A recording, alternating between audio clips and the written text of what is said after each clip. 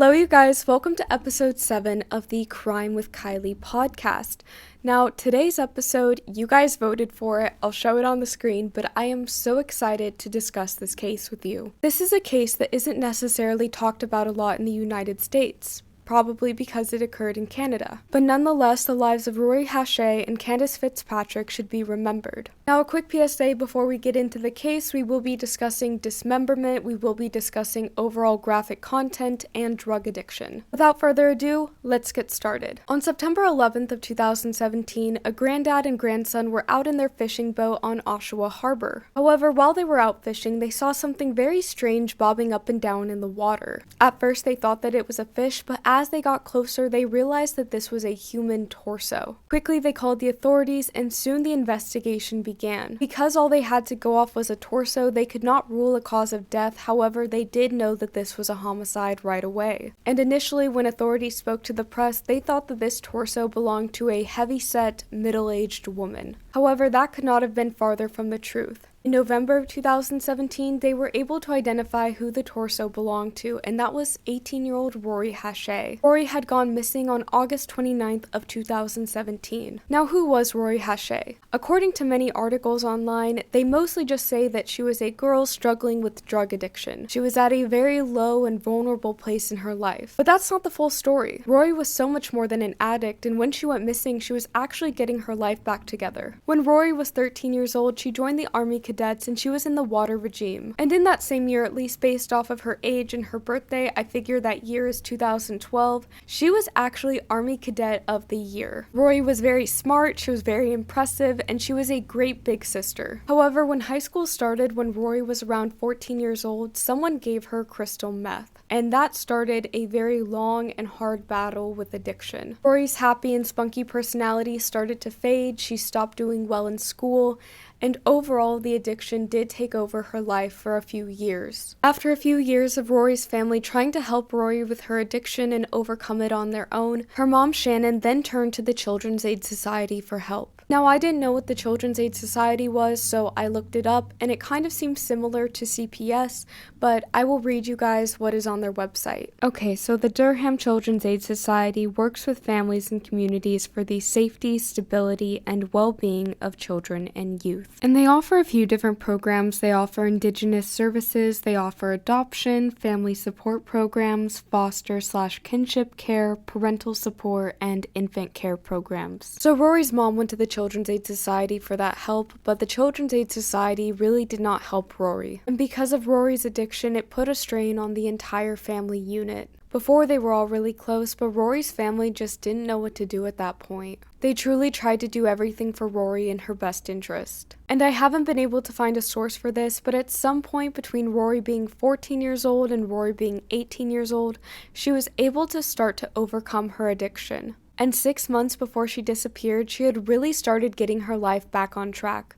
She was able to get a job, she was able to start going back to school, she even got her own apartment. And also around the time that she disappeared, she got into a very healthy relationship with a boy named Tony. And also during that period of time, Rori was spending a lot of time with her aunt, and her aunt went to the drugstore together for a pregnancy test, and Rori, in August of 2017, found out that she was pregnant, and she called her mom. She was very excited, she wanted to keep the baby, and she was getting her life back together and things were going so well for her. And her mom said that she supported Rori with whatever she chose to do. But sadly, August 29th of 2017 was the last time that anyone had heard from Rori. And although the identity of who the torso belonged to wasn't revealed until November of 2017, Rori's mom said that she had a very strong gut feeling that that torso belonged to her daughter. The authorities weren't getting very far into the investigation of Rori's death. After all they had to go off of was the torso,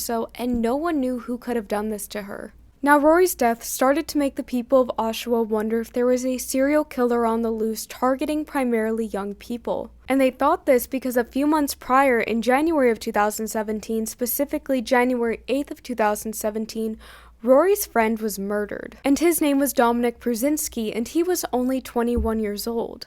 And on January 8th of 2017, he staggered into the Oshawa police station with blood running down his body, and he told the authorities that he had been stabbed in a house on William Street. And after he told authorities this, he was quickly taken to the hospital, but sadly he did end up succumbing to his injuries. And then at the time that Rory's torso was discovered, his case was still unsolved, so people started to speculate that the two were linked. However, it was confirmed in 2018 that the two cases were not linked. But I must tell you guys that Dominic did not get justice. It turns out that a 17-year-old stabbed him, and that 17-year-old, who has remained unidentified, probably because they were a juvenile, was set free on bail, and the bail was only $10,000. Now back to Rory's case. The authorities really didn't have any suspects in her case, and the tips and the leads were going dry. But that would all change on December 29th of 2017.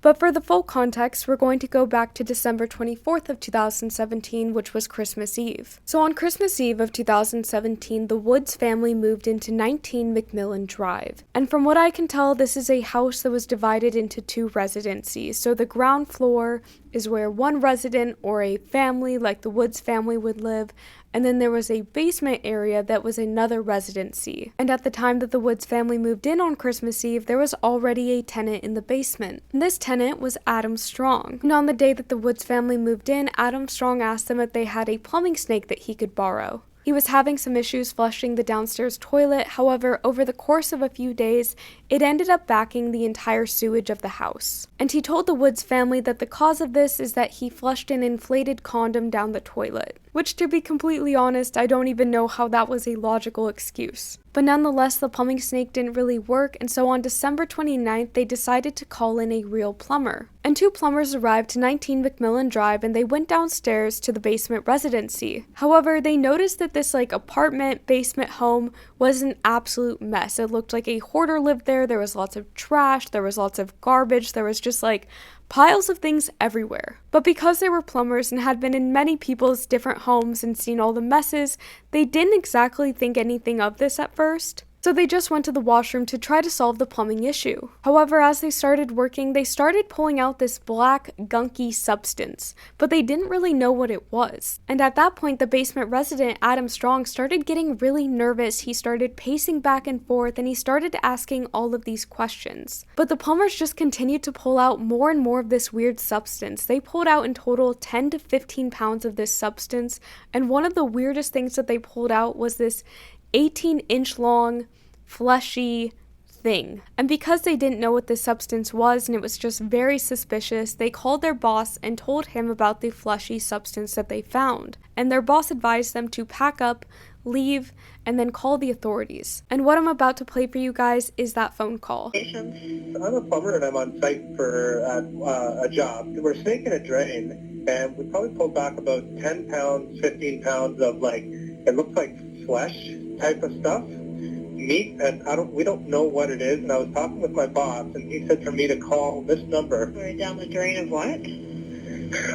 Of a house. It looks like flesh. We pulled out 20, 15 pounds, 10, 15 pounds of it.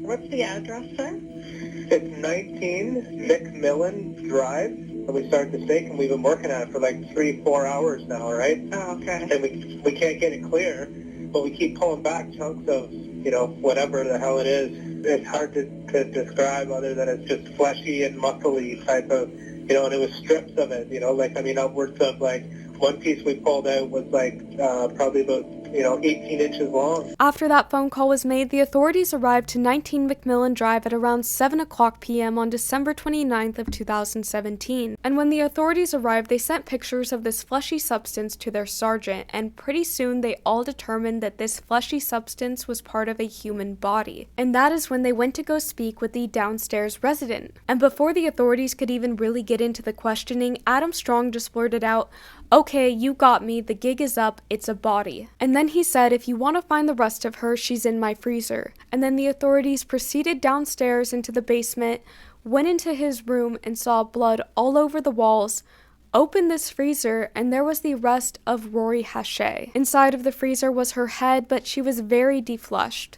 Now after that, authorities quickly arrested Adam Strong and their investigation began. They found out that Adam Strong was 45 years old and he had moved into that basement apartment in 2007. And for whatever reason, Adam was very open about what he had done. Now I guess with this next piece of context, it's not very surprising that Adam was so open about what he'd done, because he had been that open for years. Now on Adam's Facebook page, you could find some very disturbing posts, including this one. Home is where the handcuffs hang, and as you can see, the photo shows this gross pair of handcuffs on his wall in that downstairs basement apartment. Additionally, another one of his hobbies was reviewing porn and erotica. And he was very into BDSM, and he was very open about being into BDSM. And normally that would be okay, but his version of BDSM included abuse, assault, and murder. Even Adam's ex-girlfriends came forward and said that he was very abusive and controlling. And his motive for killing Rori, excuse my language, was for this very fucked up sexual gratification. But that's not all. Rori was not the only victim. As investigators were testing the DNA, they came across a second set of DNA. And this DNA was found on a knife. Now after they tested it, they connected it to another missing person.